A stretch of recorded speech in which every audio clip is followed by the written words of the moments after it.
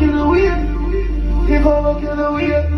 Aí lá na parede, pra dançar também agradecer. Hoje ele chora, porque não dá. A bebê fazendo hit, a velhinha acelera, deixa ela viva.